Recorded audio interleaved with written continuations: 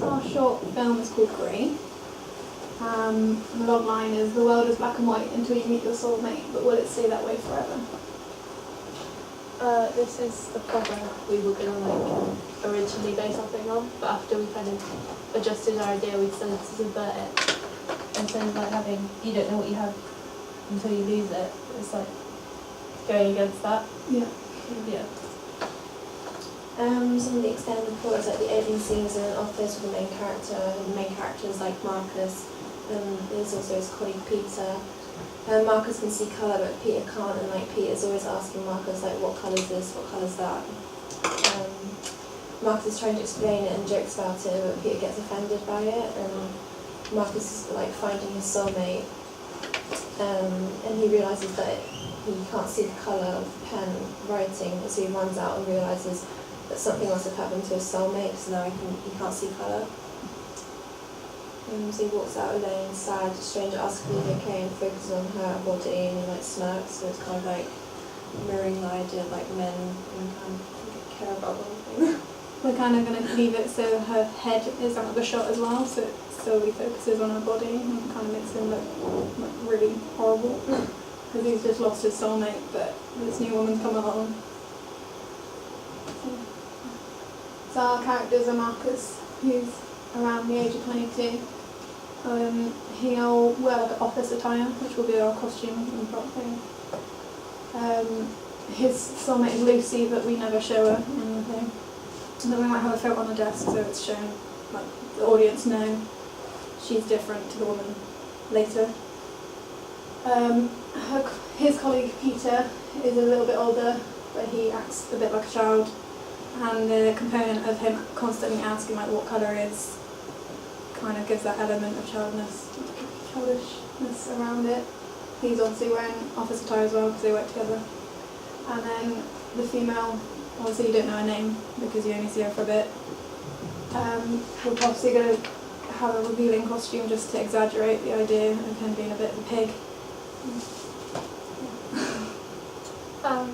This is basically an outline of our structure, where the exposition would be that the world's grey for Peter, but it's coloured for Marcus, and then the climax would go to the fact that everything's going grey again for Marcus, and then it would go back to being coloured at the end when he sees this room for the resolution, and then imagery is just all the plot points.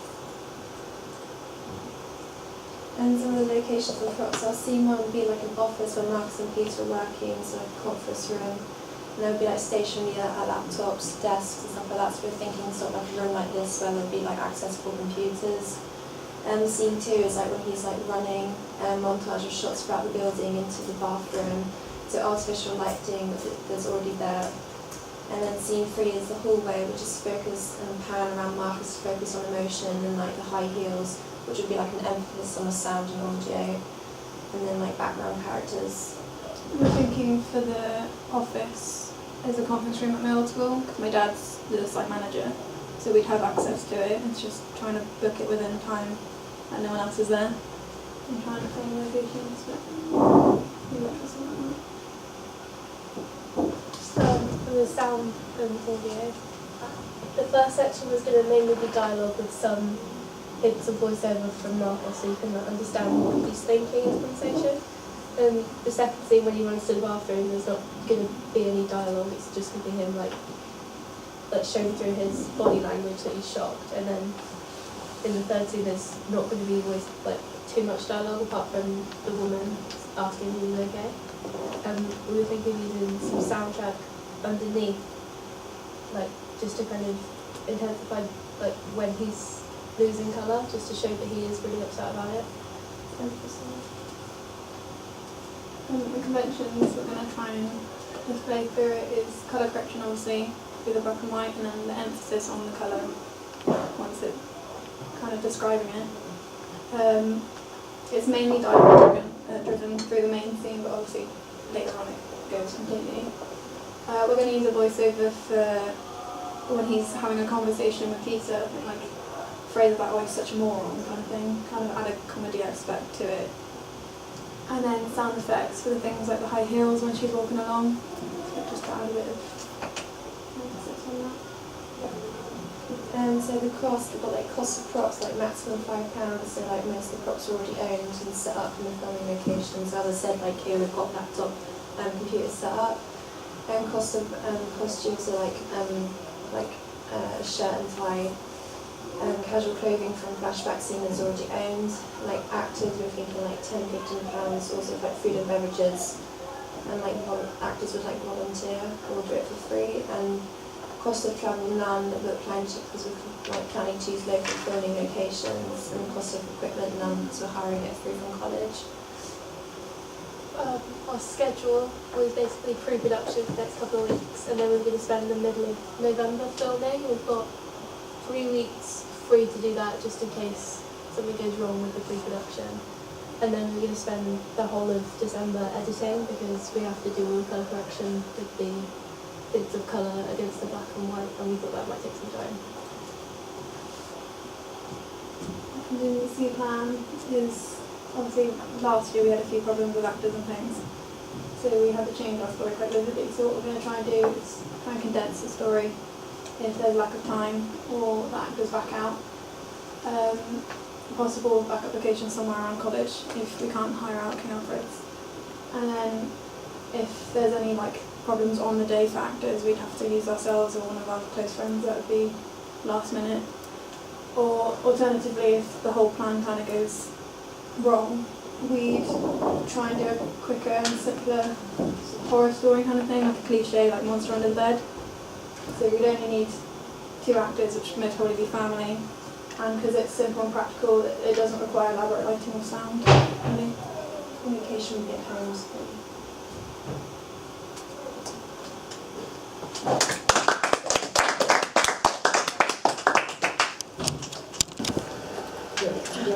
Liv.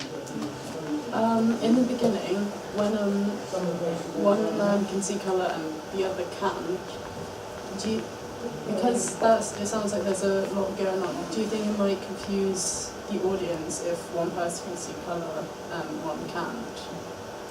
I think we're going to make it like really explicit through the dialogue that one person can, one person can't, and why. But then we're also going to include some like point of view shots to like make it clear that one person can see in black and white, the other one can't. Okay. Yeah. So like to make like we'd have like the other person in the shot and have the right colour correction, if that makes sense. Oh, so it yeah. shouldn't be too sort of confusing. Hopefully. Hopefully. I really liked how detailed that was. You really have thought it through, and I like how you did it scene by scene, and I really liked how you included sound and audio as well, because I don't think many people did that. I think one of the things that might be a little bit complex is when he's writing in a coloured pen and it goes grey, because that might just be a little bit confusing. Maybe have like an object that is very vibrant, because writing, it's a bit small, the audience might get a bit confused. Just a thing to consider. On our script, after we did that, we've added in the scene where Peter and Marcus were talking about like items that they had and what colour it was. They're going to go back to that, and that'd be colourless this time, and then it kind of shows how it's With a red changed. pen and now it's grey. That makes Yeah, sense. yeah. So it should be.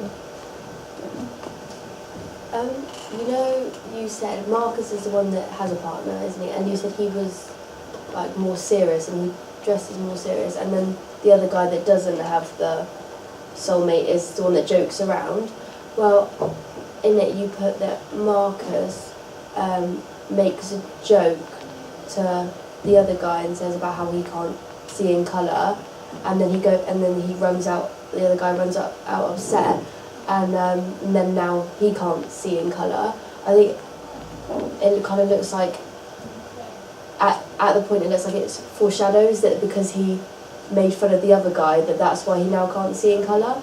Whereas if he's like really serious in that, maybe he should, instead of be like joking about the fact that he can't see in colour, maybe like be a bit more sensitive, and it makes him look a bit more serious instead of, otherwise it looks like they're kind of roles Yeah, in kind of reverse, if you get what I yeah. mean.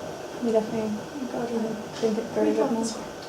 Yeah, we're trying to work on the script at the moment, and obviously we're waiting for feedback, kind of tweak it. We'll definitely have to think about like the dialogue we use through it to make sure it displays them right. I like the idea, and I like the ending too. but the gap between the climax and the end, where like now we can see colour, and oh, there's another go and you can see it again. It seems very rushed, and there's a lot happening all at once. So like from an audience point of view, they might feel like that's a lot of information to take in a short amount of time. I think try and do is like accentuate what he's doing. I don't think there's enough time passed between. I agree with Archie. I don't think there's enough time passed between the fact that he's lost his partner. Like, so he realises he's lost his partner. As an audience, we need to understand: is she dead? Has she gone off with someone else? I don't know. Do soulmates do that? Next to the audience too.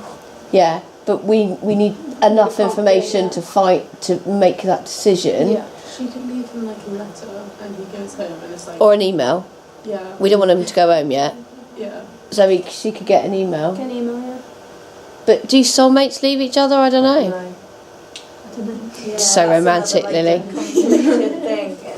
But I suppose if you're playing on the soulmate thing with Subverting it's really it. not a soulmate. Yeah, it's just you're just into You the think person. you think you're into that person. Yeah. Yeah. I don't think because if it's like a true soulmate, because it's like a magical thing, isn't it? The fact that you can suddenly see in colour. I don't think. Well, you're If making it it a was- magical thing. They're making That's the what we're trying film. to subvert. Just saying. in a way. If it was that powerful, surely they wouldn't. Any old bird wouldn't be able to come along. Do you know what I mean? And like. But I think that's the point they're trying to make saying. by the end of the film. Exactly. So someone else could come along. That's what they've done. Uh, Penny drops. Oh. So when he sees this other girl, then his colour starts to come back into his life again. but how did he see colour in the first place? Because he hadn't met his soulmate. Yeah. What he thought was his soulmate, clearly That's not. the idea that we're trying to subvert. Apparently it's now. just any old cookbook that can do it. That's what I mean. That's what I'm trying Yeah. to say. Yeah. Yeah. Yeah, so all you're doing is saying is you're confirming what we're Oh, I'm saying. so confused. I'm so confused. Is anyone else confused? No No. one's admitting it. I know you're confused. But I do think that you need to be a bit more upset for a little while. Yeah. Do you know what I mean? Just because, You could have you know, men are callous, You but they could can't be be that like- callous, surely. You could have like a short montage of how everything just starts going like grey. Like he was just looking at flowers, one moment they're in colour, then the next Yeah, Yeah. yeah, completely blurred out. yeah. Definitely add that in. Yeah, so you might need to think about that a little bit. Kind of drag Yeah, it out, shift it forward and drag out yeah. the after bit. And I think you need to make something of the fact that you're subverting conventions massively, because otherwise, like Lily, other people will also be confused and go, well, you know, Yeah. I thought it was your soulmate, you know. Maybe you shouldn't advertise it as a soulmate. Maybe you should advertise it as like a partner or something. Yeah. When they find Like- love, not a soulmate. Yeah. When they you find can love. find love more than once, can't you? But like soulmates is quite. A Yeah, big but he could be statement. talking about soulmate, Yeah. and everyone else just, you know. Or it's like this big question that everyone is like, is it just a person you find or is it a soulmate? And maybe Yeah. And then the it Yeah. guy's gets like, confirmed at the oh end. no, I've met my Soulmate, yeah, we're exactly. together. Yes. And then, oh, Yes. that's just a myth. No one can find anyone else. Yeah, And then it could be. yeah, that's oh, it. Yeah. Perfect. That works. Yeah, do that. Any other feedback? No? Gabe, you haven't said anything yet. I could say something. Alright, I was going to ask, in the second scene you said, I don't know if I can remember correctly, I think you said that there's like going to be no dialogue. What do you like propose using as an alternative, like telling the story if there's going to be no dialogue? It's going to be through like sound more Emphasis on the sound. and like just through body language, just like the show not tell aspect, because obviously it's kind of Like Told. tools. everyone at the beginning what's the basis is. It's kind of like leaving the audience to interpret it, I guess. And won't like play with if there are stereotypes, we use them so we don't like really confuse the audience. And look, just to clarify, the flashback, Yeah, that was that's a big mistake. that was from the beginning. We meant to take that out. We forgot to take it out. Cool. Anybody else got anything to say?